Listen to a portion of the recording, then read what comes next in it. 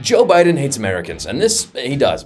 I'm sorry, he does, and this is nothing new, but this is a shocker to me because of the fact that it's his last 2 weeks. I just do not think this is how he wanted to go out, but it is. Biden announced that he is moving to essentially protect certain areas of the ocean that are oil rich from drilling. So he's basically it's almost as if he's making water a national park, for instance. These places include kind of the eastern Gulf of Mexico and the Bering Sea. So what this means is we can't invest in drilling in those areas. The gas prices will not go down. And then, of course, it's not just, we talk about gas prices, but that means all of our shipping, all of our global supply chain will also become more expensive, which essentially makes all products more expensive. And he's handing that off to Trump. Let me read for you what the AP says about this, because it does point to why this sucks big time. It sucks for us. It sucks for Donald Trump and his presidency. This is what they say. They say Biden's actions, which protect more than 625 million acres of federal waters, could be difficult for President-elect Donald Trump to unwind, since they would likely require an act of Congress to repeal. The 72-year-old law that Biden cited allows the president to withdraw portions of the outer continental shelf from mineral leasing if the areas are deemed too sensitive to drill. Trump himself, this is tricky as well. They say Trump himself has a complicated history on offshore drilling. He signed a memorandum in 2020 directing the Interior Secretary to prohibit drilling in the waters off both Florida coast and the coasts of Georgia and South Carolina. I'll talk about that in a second.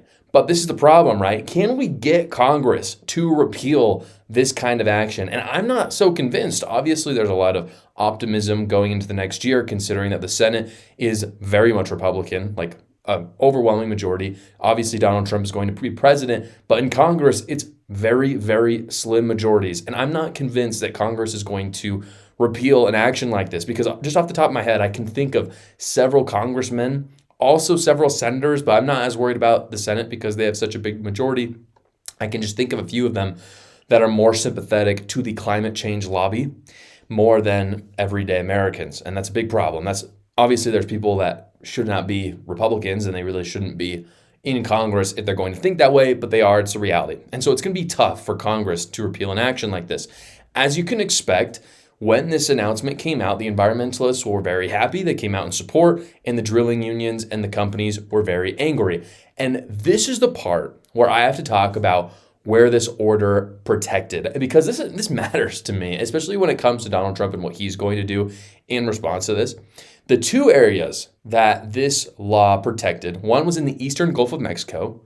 That's an interesting one. The other one was in the Bering Sea. So the Gulf of Mexico, because there's Florida to consider, as well as other coastal states, and perhaps, I'm not even necessarily sure, if there's some debris or pollution that comes off of these oil rigs, there is some justification where I even think someone like Donald Trump, this is, I think, where Donald Trump has really reformed the Republican Party in many ways.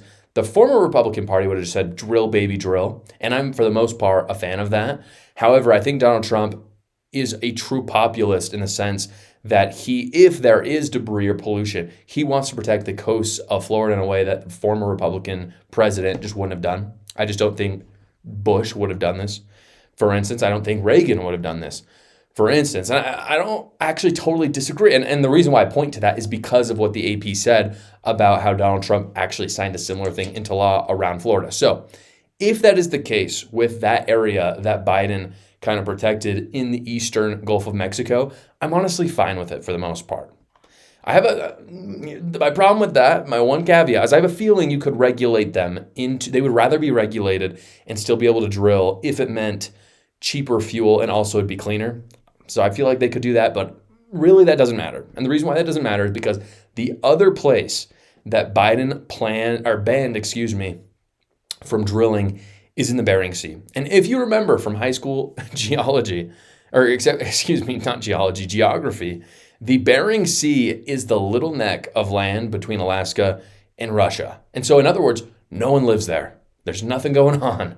Like, why do we care about this? It's very oil rich. It's incredibly oil rich area. So why would we not drill? And it's beyond me. And luckily Trump has said that he's going to try to repeal this. We'll see if he's able to do it. The AP doesn't think it's very likely. But this really is the perfect way for Biden to go out.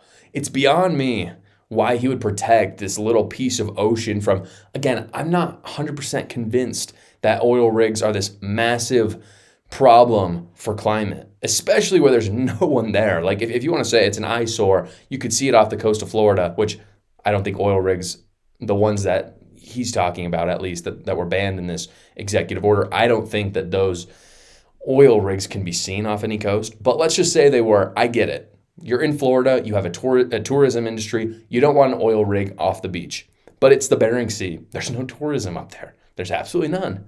It's a lifeless, it's a crazy ocean that no one ever goes through. So it's the perfect place for an oil rig. So it's in one sense, it's beyond me why Joe Biden would do something like this, because it's so anti-American. It's so contrary to the American economy, which is obviously on the brinks right now, especially when it comes to employment and a recession.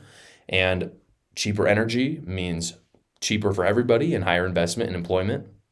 But at the same time, is it really beyond me? Because this seems like the perfect way for Biden to go out and kind of solidify and cement his legacy for what he was. He spent his whole presidency propping up the elites, like the environmentalists and the different lobbying agencies and unions, at the expense of the average American. And so for me, I kind of see this as nothing different.